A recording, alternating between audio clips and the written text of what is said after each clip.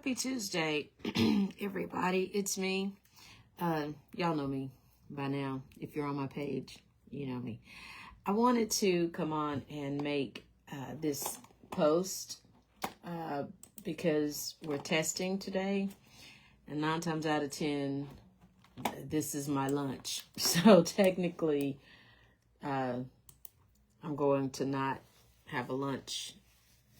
Well, I'm going to use this as my lunch because once the kids start testing and all that, my flexibility and my ability, to move around becomes limited. And I am not complaining about that at all. But I wanted to make this post because it was brought to my attention this morning. Because of testing, there are things that we have to do behind the scenes. And as MTS librarians, flexibility is one of those things. And you've got to be able to pivot. So your schedule is always second to the primary needs of course, the students, but the administrative staff and the teaching staff. So you get used to having multiple plans, not plan A, plan B, just multiple, we'll say options. It's a position where you always are put in a situation where you have to provide not only an option, but you're here to provide a service. You've got to make sure we've the technology side of the position requires that you take ownership and accountability for all of the technology. You've got to make sure it's working. You've got to make sure that it's in the hands of the student. You have to make sure a lot of the software packages that districts purchase, you've got to make sure that the main ones that you are trained in it. So when a new person comes along, a new hire or new employee, you've got to make sure that all of their needs are met. And that's just the technology side of it. And you've got to help the kids to be, to know how to properly turn it on, how to use it, how not to bang the keys, and proper finger placement on the keyboard, and how to access information. So that's how librarianship has evolved. So you're doing that side, but then you're also doing just the traditional standard side of ordering, processing. We don't really have to catalog books too much because systems do that now. But here's my point. So imagine when test day shows up, because you're the person for technology and the majority of the test, the assessments are now online. It's a day that you're walking on pins and needles because you don't want anybody, you don't want the system to crash. You don't want, a student or a teacher not to be able to access what they need, because ultimately that spotlight has a way of coming back and shining on you. So as I was driving in and walking into the library to get the day started, this is what I heard. I heard sometimes your preparation is not preparation for you. It's for someone else. I'm not taking the test. I'm not taking any test. I'm not sitting in a classroom, but there were things that I needed to put in place the day before for today. So as I'm walking in and I see the AP assistant principal, and I'm like, hey, is there anything else you need from me? And just a quick recap, just a quick recap of, okay, just to make sure that between last week and this week, nothing changed. And be sure to read your emails. All emails matter, okay? Whether they're talking about nothing, they matter. So she said, I think we're pretty good. So yeah. So I came up here and that's when I heard, when I was walking away, all preparation may not be for you. it may be for somebody else. So a lot of times we prepare and we think that it's primarily for us when it may not be. Sometimes the struggles and the disappointments and the setbacks, we think that it's just about us learning something. Yeah, it's about us learning something, but the bigger picture is about us, once we get through that, about us sharing with someone who's either in the process of going through it or preventing them. So our preparation is never really fully about us. And I want you to think about that today. Sometimes we prepare and we think it's for us. You know, like I said, I was charging devices and setting up the stations for when the students come in, you know, after they're finished or what have you, following the protocols of the plan that was set in place. As I was doing that, like I said, I was thinking that came to my mind that sometimes we are prepared, but there's no guarantee that we're going to be used. You know, the kids, everybody may finish the test at, 11:30, 12 o'clock. So all of the stuff that I did behind the scenes, for preparing for them to come here, it may never materialize. I don't have the right to, well, they told me that those kids were going to be in here. And they told me that this, and I did all this. Okay. But do you see what I'm saying? Yes, you did it. No, you weren't used in that area, but no time is wasted. And sometimes that's what we think. We think that when we prepare for stuff and we don't get used, that was wasted time. They could have told me that would have saved me time. Save you time to do what? What else would you have done?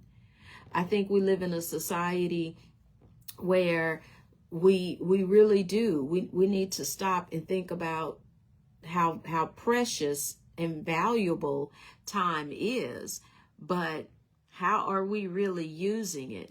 You know, what are we really doing with it? They're wasting my time. Okay. How were you going, if they were not if they had not taken control of your time, what were you going to do to make your time more productive? That's what I'm asking. Because a lot of times we say things and we don't realize, wait a minute, I prepared for this. That took time. I was not utilized, but it was time well spent because it allowed me to organize better. It allowed me to really focus. Okay, what do I need? Good morning, Ruth. What do I need? It allowed you to show others your level of professionalism just by being prepared for something that you did not partake in. Having devices charged, because incidentally, I know if the teachers didn't have the kids to charge theirs overnight, that's going to be a factor. If the cords that they are using, if they are now, if they're out of date and they're old and they're not charging to their full capacity. So even though the teacher had them to charge them, the charge that they were getting was not effective. Being the reserve spot for when, they start condensing. Again, I think we have to stop looking at our preparedness simply being just about us, because when opportunity knocks, yes, we are prepared. We should always be prepared for opportunity, but we should always be mentally aware that, you know, the possibility of it not working out the way that I wanted to or the way I've planned, we should also be prepared for that. So sometimes as believers in Christ, we don't understand that, and we take for granted that our preparedness is not always about us. You know, the plan that was put in place, which for today, most excellent plan. I mean, very well organized, you know, well structured, easy, simple to follow, very professional. But you know what? At the end of the day, as a believer in Christ, what was my role? Was my role to, I did all this stuff and they didn't even use me. I did all this stuff and nobody even showed. Was that my role? Or was my role to go to the person who organized the stuff and say, hey, I'm ready. This is what the plan is, and this is what I did. So I'm available, you know, hey. Is that our role? Is that our role as believers in Christ, to say to the person, to cut out the middleman and say, hey, you know what? You did a great job. You did a great job organizing all of this. It was simple. You didn't waste time. It was structured, organized. Man, you did it. You know, high five to you, fist bump to you. Look at you. You're doing it. You're great at this. Even though you're prepared and even though you're not used. Sometimes our preparedness is to help somebody else shine. It's not always about us to get the spot, to be in the spotlight and to get the glory. It's not always for us to run around here and tell people what we're doing and how we did this and how if it wasn't for me.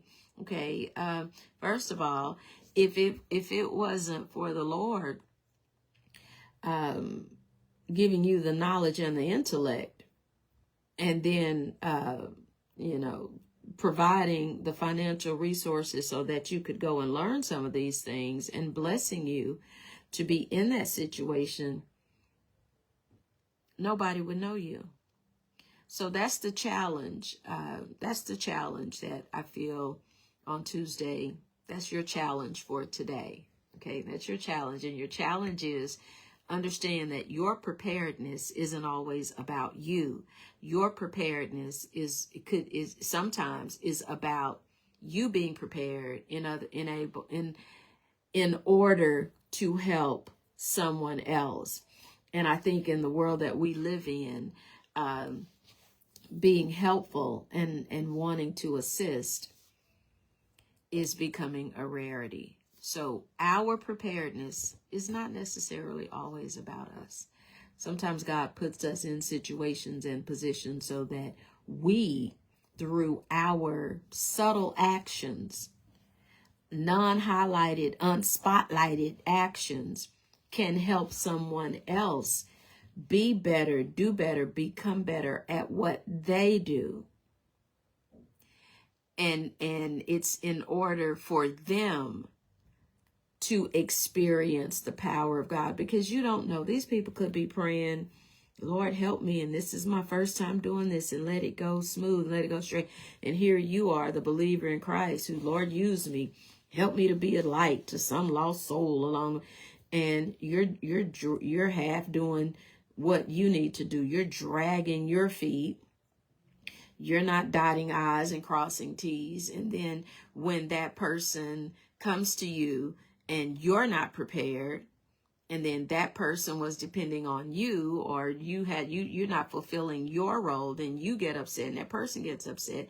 And then that person doesn't experience the power of God moving and operating in their life the way that they should have, or learn the spiritual lessons that they should have, because you dropped the ball, because you didn't have stuff charged, because you didn't have handouts, because you didn't lock the door, or you didn't do this, or you didn't do that, you know. So think about that today. Our preparedness isn't always just about us. You know, it's not always about us. Sometimes it's about God using us to help someone else. But on the flip side to that, there are times when our preparedness is strictly for us. There are times when he will bring us to the forefront without us announcing ourselves, without us trying to network and politic and maneuver. Sometimes you'll be so prepared that he just ushers you right to where you want to be. So think about that this week. Your preparedness is not always about you. It could be about helping someone else experience the power of God in their life because they've been praying and wanting to, do better and become better. And yeah, so remember, if you have Christ, you're already a winner. If you have the Spirit of the living God, you can face any challenge life throws your way. You can live a victorious life. God bless you.